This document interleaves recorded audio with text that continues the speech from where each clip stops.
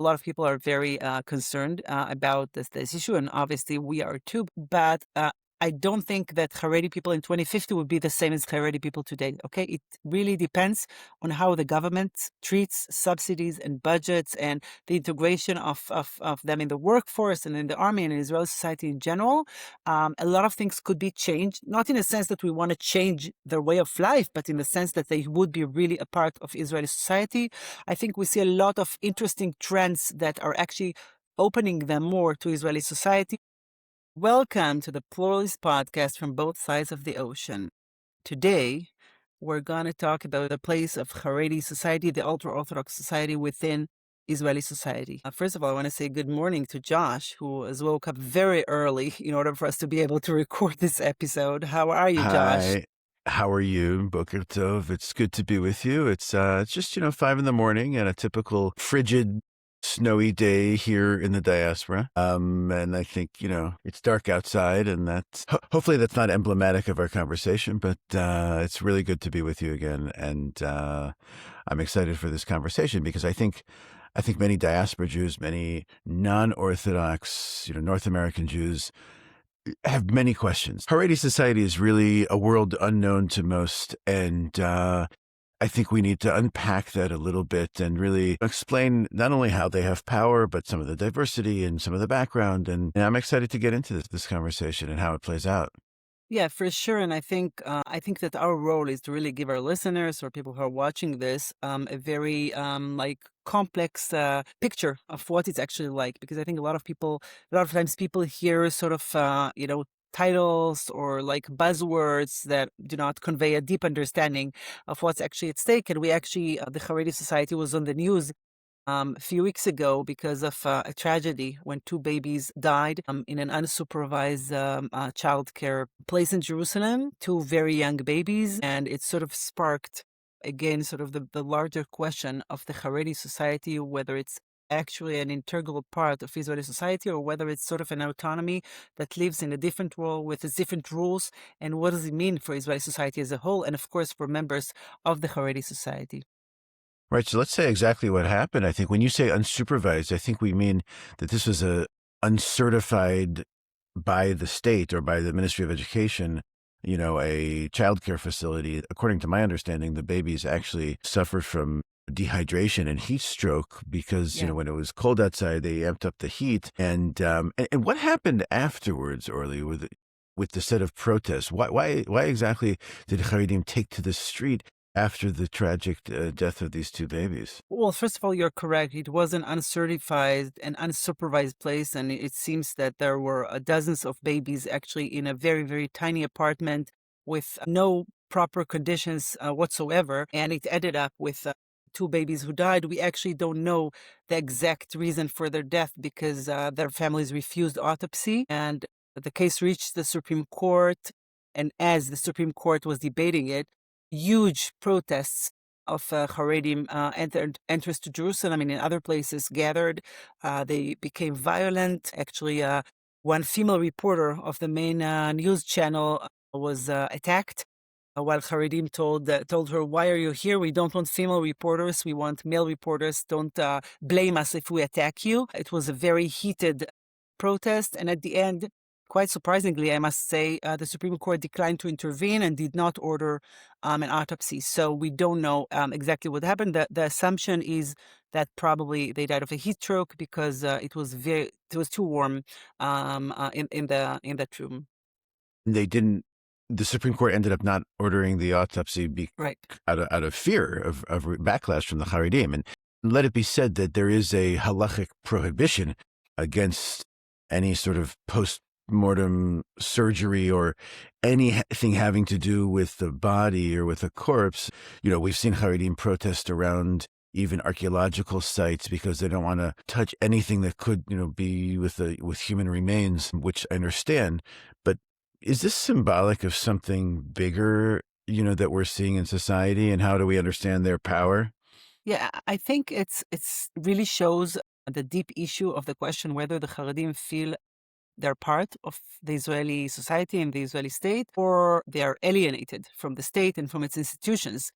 And I think this was really one example showing that many of them do not feel a sense of belonging, a sense of commitment, and a sense of identification with the state and its institutions. We've seen it before in other tragedies, like the tragedy in Mount Meron in Lag BaOmer, when more than 40 people from the Haredi community died because the place, again, was unsupervised and the structures were not safe enough, and it collapsed during the Lag BaOmer. There was a stampede, right?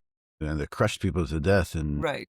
horrific tragedy. And we saw this also during COVID, when within the Haredi community, there was no abiding to the rules and restrictions of COVID. You remember it was a while ago, but there was, of course, a restriction Sure. on how many people can gather, and schools were supposed to be closed, and nevertheless, Haredi schools were open. And so we see this lack of respect for the law, because it seems that, like, it's not our law, it's not our state. This is something that is we see it all, and we saw it also in this really latest tragedy.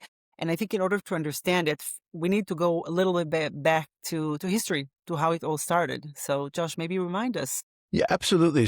With the advent of the State of Israel, there was always this relationship between David Ben-Gurion as the first prime minister and the ultra-Orthodox community. And it depends really who's speaking on behalf of the community. So, for instance, the political party, Agudat Yisrael, was really a party that was imported from Poland and Russia, to Israel, and they sort of represented them. Of course, at another episode, we'll talk about the famous status quo letter that Ben-Gurion issued to the Agudat Yisrael, basically in exchange for their support of establishing the state. But a famous sort of monumental, almost mythic episode took place in 1950, when one of the leading rabbis of the Haredi community, he is known by his pen name, the Chazon Ish, or Rav Avram Yeshaya Karlitz, who actually he immigrated to Israel, made Aliyah to Israel, or to Eretz-Israel in 1933, before the Holocaust.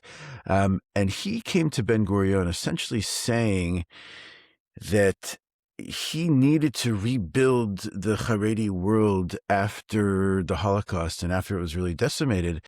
And the most important thing that he needed for that was Jewish education. It was to rebuild his yeshivot. So he made a proposal to Ben-Gurion, and he said that, I have these yeshiva students who cannot go to the army. They must be exempted from the army. And I just want to add, if I can, that the way in which he presented this was fairly creative and emblematic of both his worldview and really Ben-Gurion's, who was a scholar himself, having grown up in the yeshiva world. And he presented a text from the Talmud. There's, now a famous story. I believe it's from Masechet Sanhedrin, maybe page 32a, in which, just if memory On serves top me of your correctly. head, yeah. Yeah, out of my right, exactly. That he's talking about two camels going up on a single path. It's Mevo Beit Choron, and the question is asked: which camel should go first? That which is laden with a cart, and that which is not. And of course, the Talmud responds and says, that one which is carrying a full cart should go first, and that has an empty cart should yield to the one which has the full cart. And the metaphor was clear, of course. He says, we, Torah Jews, we ultra-Orthodox Jews who, carry on the tradition of Torah and mitzvot should, have a free passage first. And you, with the empty cart, or the agala rika, as we call it, you should yield to us. All right. Now, Ben-Gurion sort of bought into that and said, okay, because, we now have this modern Jewish state, and you no longer need to be Haredi. You no longer need to live in these insular communities and live in sort of... And they were the underdog. Totally the underdog. Yeah. Right. Oh, absolutely. And he's like, how many people are we talking about? And he said, well, there's about 400 people. Now, Ben-Gurion, I think, was right about most things. Just ask him, he'll tell you if you read his diaries, except this one he got wrong, because, he imagined that these 400 yeshiva students, fine, okay, so don't go to the army. They'll assimilate into Israeli culture fairly soon. Now, fast forward to today, how many are we talking about, essentially? That More than 100,000.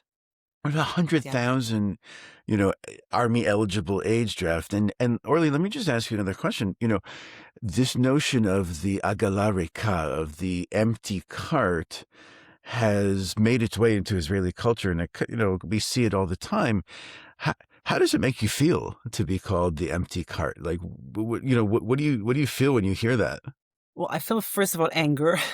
Yeah, um, I sure. think it's quite amazing though that this image has stuck in Israeli culture and Israeli society. People mention it quite a lot, and it's also sort of resonates with a lot of people in the liberal camp who keep saying we are not the empty cart. Okay, it's something that is being said over and over again, and I think one other mistake of Ben Gurion, which we might talk in a future chapter, is the fact that he gave the Haredis not only exemption from army service, but also complete autonomy in their education system. Although he Mm, said in the status quo letter that core subjects should be taught in all schools, including in Haredi schools, the fact that there are different educational systems is part of our major problem and a part of polarization of Israeli society, but that's a subject for a different chapter.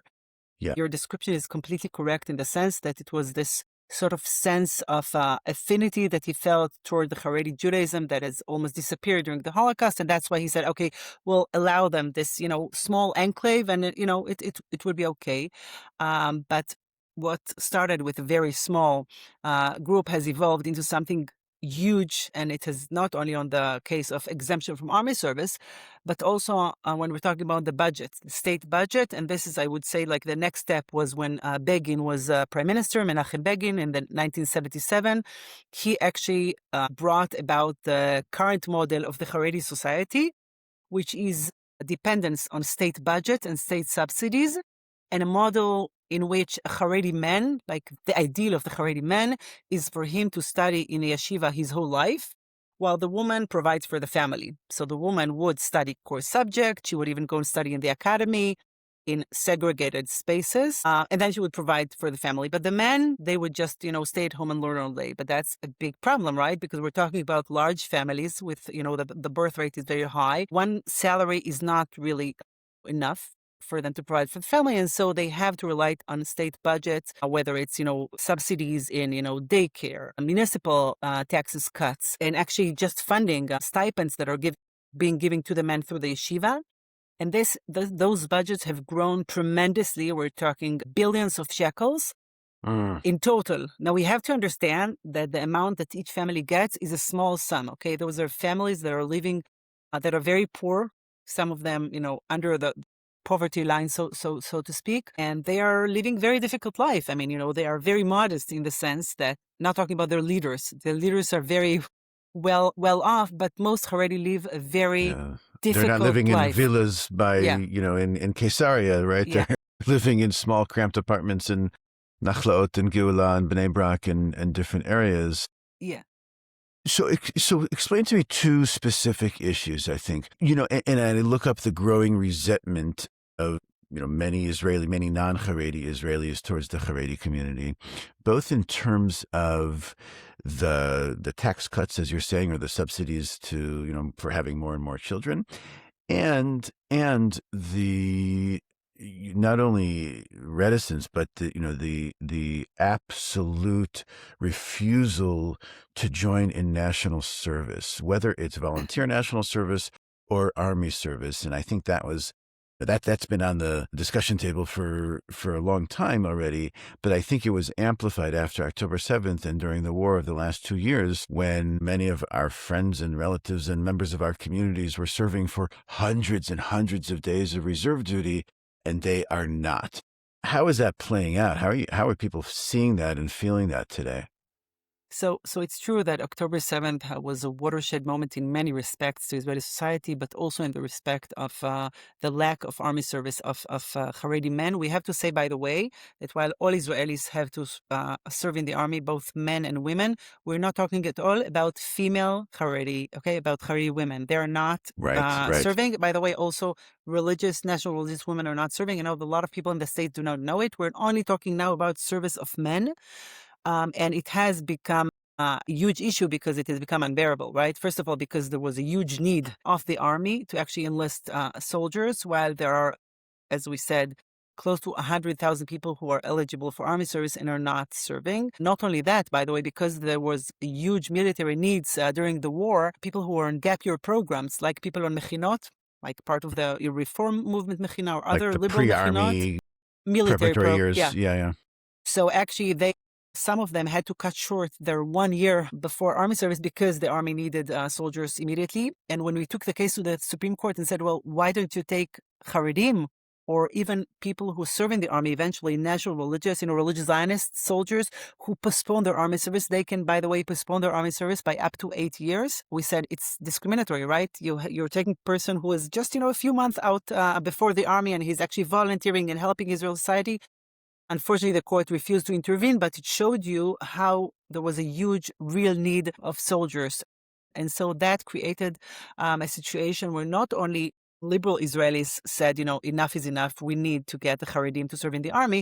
It was actually across the board. So we're talking about coalition voters, we're talking about members of the religious Zionist, people who voted for, Smotrich, who were serving in the army, said, that's enough, it doesn't make any sense. Now, it was especially true because the slogan of the Haredim was "Namut velo nitgayes." Okay, we're going to die and we're not going to enlist. And the We'd people rather said, die before "We'd rather enlisting, die." Right? And the people said, "Well, we are enlisting and dying." I mean, it doesn't make it's just mind-boggling. So that's actually like a huge hot potato that is in front of the government today, and they don't have actually a solution, right? Because the Haredim is not going to give up. On the other hand, the vast majority of Israeli society is not willing to accept this huge exemption from the army anymore. Yeah, and it seems like we've really gotten to a political gridiron here. And before we get into the political parties, I just want to. I've been thinking a lot about this, and I'm trying to wrap my head around it because it's from our point of view as liberals who follow the rules of the state and adhere to that. It's unthinkable that you should send your children into battle. I know both your sons and daughters served, and that we should do that, and that they simply do not have to risk their lives. Two things I want to add to this. One is that there was not only a pervasive feeling, but actually a proposed law in the Knesset that suggested that Torah study is equal to combat service. And even I think the most sympathetic people to the Haredim in Israeli society took a step back and said, okay, that. And then I'm thinking about, how this plays in historically. And I'm thinking a lot about the end of the 19th century and the beginning of the 20th century in Tsarist Russia, where Jews would be kidnapped out of yeshivot and out of the cheder and forced to serve in the Tsar's army for, 25 or 30 years as a sort of a lifetime sentence. And I wonder, and maybe you can shed some light on this, if we think that the Haredim really see themselves in a similar situation, even though they're living now in what they would call a quote-unquote Jewish state. Now, I don't think we have time to get into the whole background of Haredi anti-Zionism, but I wonder if we see some similarity to this situation from Eastern Europe. Yeah, so I think it depends. I think some members of the Haredi community definitely are so alienated by the state that they might feel the situation is the same. But I think there is a real difference within Haredi society. And I think one important thing that we must say is that, a lot of people say, oh, Haredi society is this big black one society that has one opinion, which of course it's not. Okay, like any society, there is a variety of opinions within Haredi society. So there are different sects, there are different groups. There are groups that are more Israelized, so more integrated into Israeli society. There are people who want a better future for their kids. There are people who want their kids to study both secular studies and religious studies, so they would be able to provide for themselves and live a decent life. To make a living, right? To make a living. And there are more and more people who are integrated in the sense that, as I said, the women, the mother of the family goes out and works. She sees sort of the world. She opens up to some extent the world.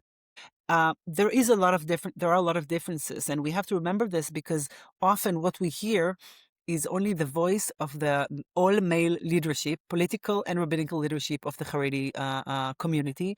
And this is a very extreme voice that is not representative of many, many voices within the Haredi community. We have seen it in our struggle for core subjects to be taught in Haredi schools, where we were contacted by Haredi parents who said, "We are with you. We want this. We want actually the schools to do what they're supposed to do according to the law, which is teach core subjects."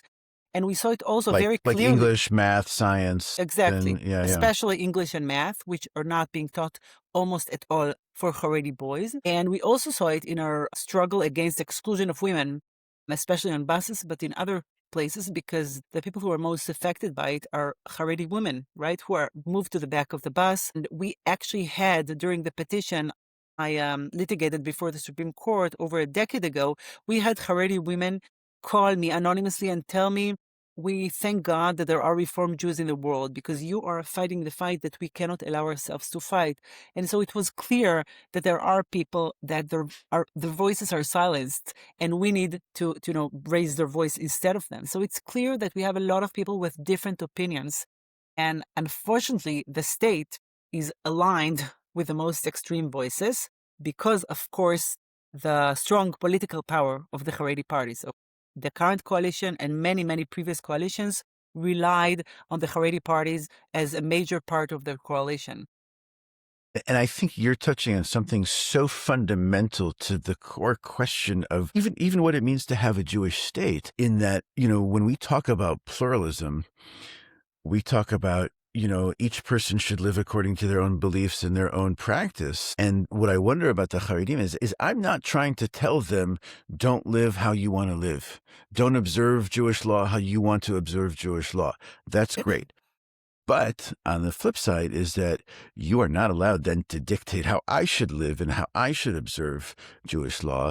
And what we see in Israel is, the push towards making the entirety of Israeli society sort of accommodate itself to the perceived needs of the Haredi world. And I think you make a critically important point about the diversity within the Haredi community. And of course, we could go into, the Lithuanian tradition versus the Hasidic tradition and even the Sephardic tradition, and breaking that down and who's more stringent on what issues. But when I look at it, it really comes down to the prioritization of specific mitzvot. Among the highest are the observance of Shabbat in the public, and the issues of what they would call modesty, right? And the place of women in society, which of course Iraq has been leading on, whether it's segregation of buses or anything having to do with public shared space about the place of women. And how do you see those, that playing out a little bit more in terms of those, strict adherence to those specific mitzvot? They're less worried about Lashon Hara or, talking other forms of observance, or how do we treat the other, or making sure that we love the stranger in our midst, which is very clear in the Torah. But those specific Shabbat, modesty, kashrut, even, of course, how does that play out for you a little bit? So, it brings me back to the beginning with the empty cart, because oftentimes we hear, we have to learn to live together side by side, right? We are different people. We have very diverse opinions. We're different groups in Israel. Everybody needs to give up on something, right? To settle on something. The reality is to compromise, you're saying? Right. But the reality is the compromise is always on one side, right? Only one side is required to compromise, which is always the liberal side, right? So we had many years ago a case where we petitioned on behalf of residents in Rehovot who found out that a kollel, a yeshiva, was being built under their nose. Nobody told them anything. They didn't have any option to oppose it or demand for it to be allocated to a better purpose that actually serves this neighborhood. And then the court said, well, we need to live side by side. What can we do? Each person has to compromise. But of course, they had to compromise. We cannot even fathom a possibility of, a Reform synagogue built in Mea Shearim, right? Or like a dance hall or something. Like, it would never happen because it's only compromising to one side. Why? Because this is the empty cart. What do you care to compromise about? You don't have any values that should be protected. So that's like a huge issue for the liberal camp in Israel. And I think what we have seen over the years that some requirements, such as the modesty requirements, have become or been presented to Israelis as something that has to be kept and protected for the Haredis to live their lives. But the reality is different, okay? Because we're talking about extremist norms that are relatively new, okay? Years and years ago, there was no problem with showing female images, with men and women going to, a medical health clinic together, or to sitting in a bus together. And over the years, sort of as a response to the growing modernization of Israeli society, we saw that there are stricter and stricter norms decided by the male leaders, which are supposed to restrict how women are going about in the public sphere. And this not only affects Haredi women, but all of us, because we are really living together with each other. And so one of the important things that Iraq did, other than the legal, petitions and victories, is to educate the Israeli public, telling them, listen, this is an invented tradition in the sense that it's not really required for Haredim to stay completely segregated. We're in their public sphere, okay? When they go out and about and have, get public services from different places. And the places of Haredi women, feminist Haredi women, was really important in the sense. We actually said, we didn't need it when we grew up. It was never an issue. And so this was important to tell Israelis, this is not something that the Israeli society needs to allow the Haredi society, because in any democratic society, we cannot allow a woman to be treated differently from men in the public sphere. And it's not an inherent part of the Haredi way of life, in contrast to Shabbat, for instance, right? This is something different. Mm-hmm. And so this was, I think, a really important fact for people to understand, for people to learn.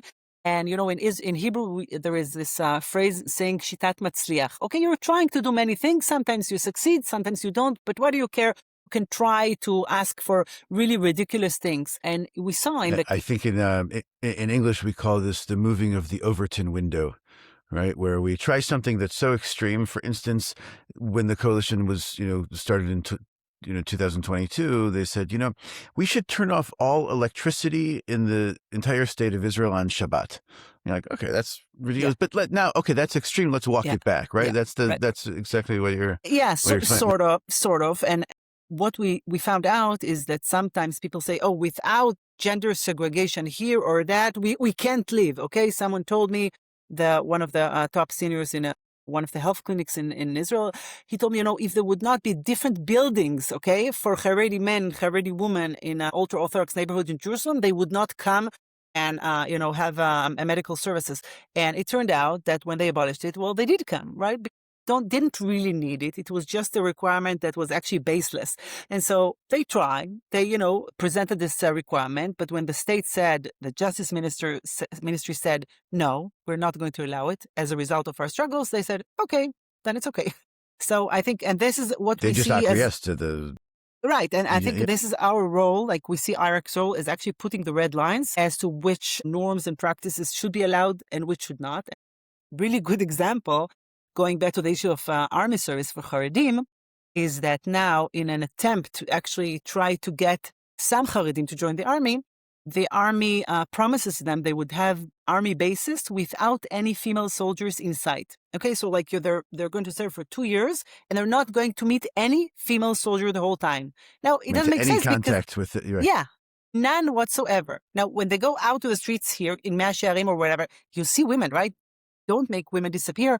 So it's clear that this is something that is. When they go to the hospital, to the doctor, they've, of course, interact in Israeli society. Yeah. It's way beyond the red line, but it's actually going to happen now. And we're going to petition to the court because we're saying, that's not okay. Now, it's okay to tell them, Haredi soldiers, we're not going to stay in the same room, together with a woman, right? Or would not have a female soldier touch them, right? No physical contact.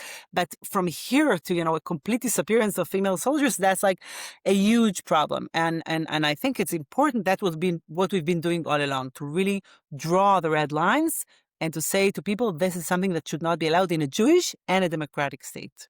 So it touches on so many themes. One, listen, I have to say that this is, if I were to compare this to something else, it really does remind me of the Taliban regime in Afghanistan that went in and erased pictures in books and on signs and in the public square. And I hate to make those comparisons because, the Taliban were also quite violent, of course. See that the direction it's going in. And I think that, I would wish that non-Orthodox Jews felt more ownership over Jewish law and were more well-versed to confront them and say, no, actually, we recognize the tradition that we have of putting a fence around the Torah, right? That comes from, Pirkei Avot even, from our own tradition. And that's, can be very beautiful.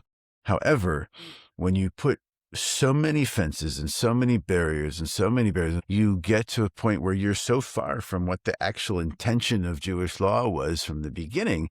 And that, when someone says to have separate buildings or to have complete segregation is mandated by the Torah, and we say, you know what, actually, we also read the Torah. We also study Jewish law.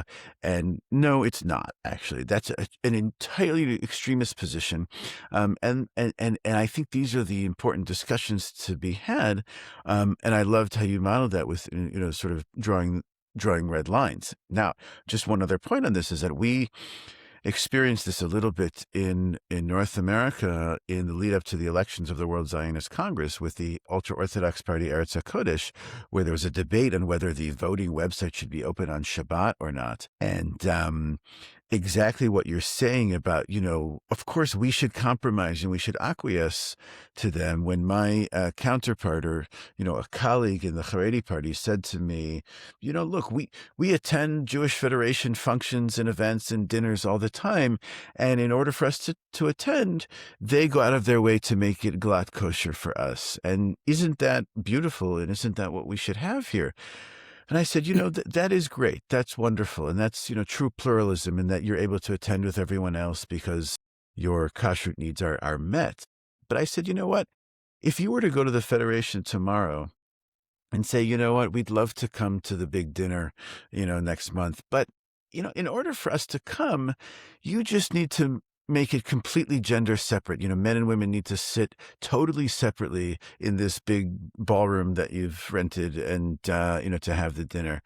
I think they would say, get the hell out of here. No way. We are not doing that. And where's the red line? I said, because that's what you're asking us to do.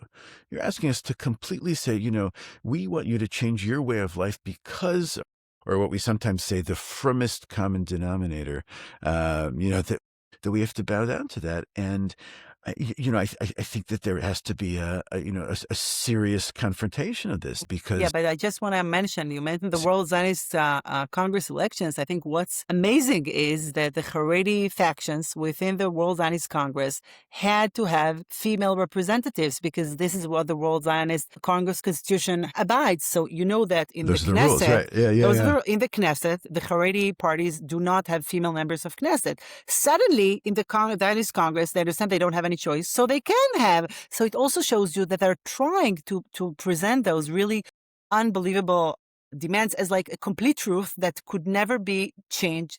And we see that it could actually be changed. And another thing that I wanted to say is that, what I often say is, right, all of those chumrot, right, of those like modest stringencies, the 200 years ago said, Chadash asur me'atorah, right? That's like the beginning of orthodoxy. You can't have anything new, right? Innovation is now forbidden according to the Torah. Right. And exactly. But what I keep saying is that, the people who are the most innovative are the Haredim, right? I mean, actually Reform Jews are very...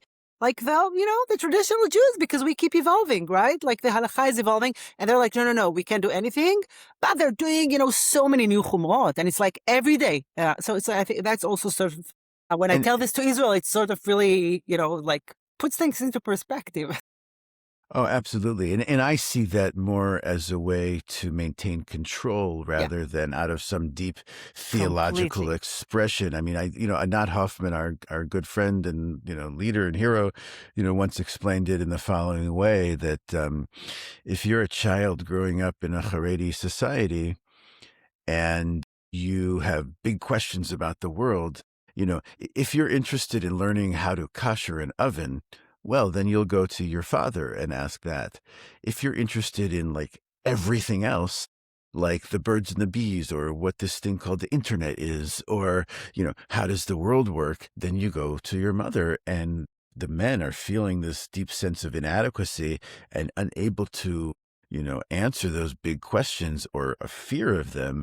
And so they need to sort of keep that Completely. oppression almost, Yeah. and we're seeing that bubble up. Yeah, completely. Because actually, the mother is the one who goes out and knows, what's going on in the world, whereas the dad is, stuck in the yeshiva. And so I think the whole issue of exclusion of women and sending them to the back of the bus is sort of the message of the Haredi leaders saying, "You think you're so smart, go sit at the back of the bus. You're not part of sort of the decision making process, and you have to know your place." So that's definitely, a major part of the problem. But Right, and the growing relationship with modernity, and yeah. I think that the question of smartphones and the porousness of these insular societies in terms of allowance of internet, and I think we're going to see more changes in that. But let me ask you, let's get to the political question now, because we see two main Haredi parties, right?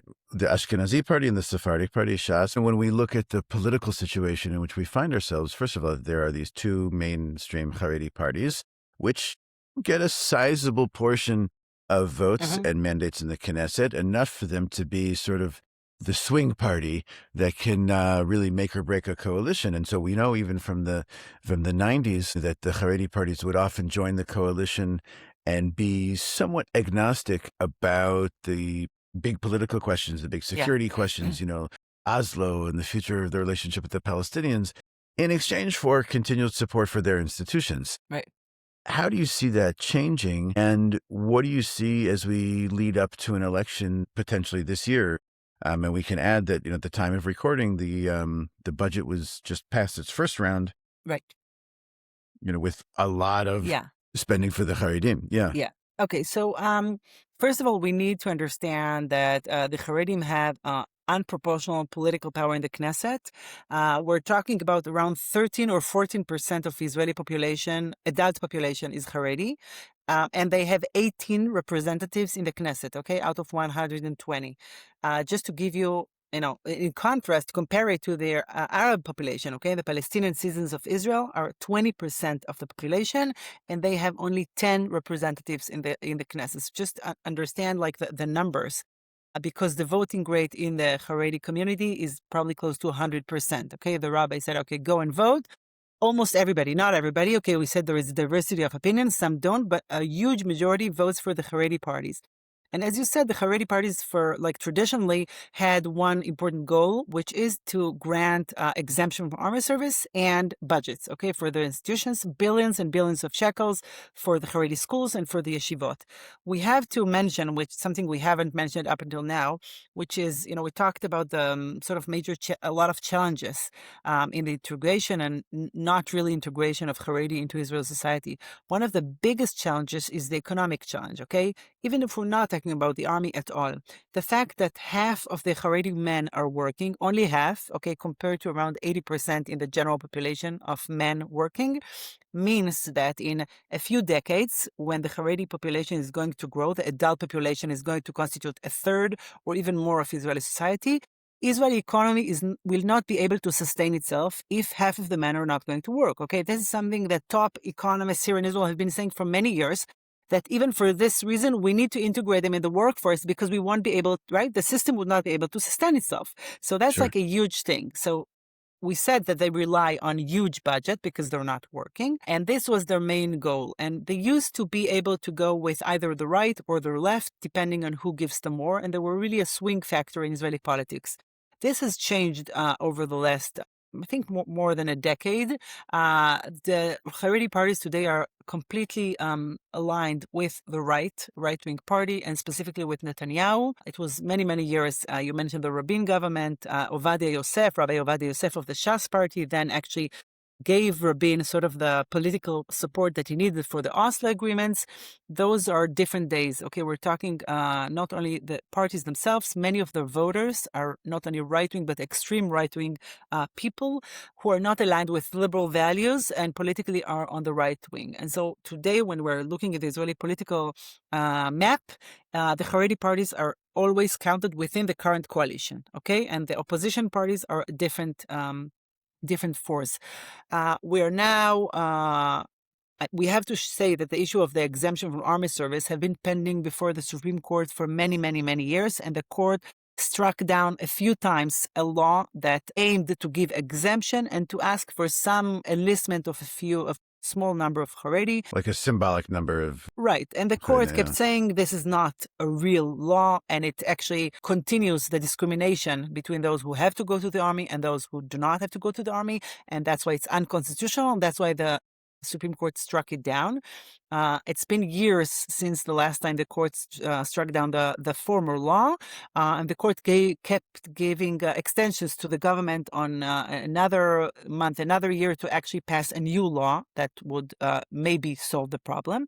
Obviously, this coalition is not going to solve the problem at all, but since there is no law in effect, no subsidies can be given to people who are supposed to go to the army and are not going to the army. So it means over the last year and a half, there has been a huge cut in subsidies and state benefits for the Haredi sector. And it, of course, causes them huge economic problems because they can't go on doing that. And that's why it's important for the Haredim to pass some kind of a law that will allow them to get back the budgets. And those things are intertwined, right? The budget and the law exempting them from army service are intertwined. They both need them to pass for them to be able to sustain their way of life.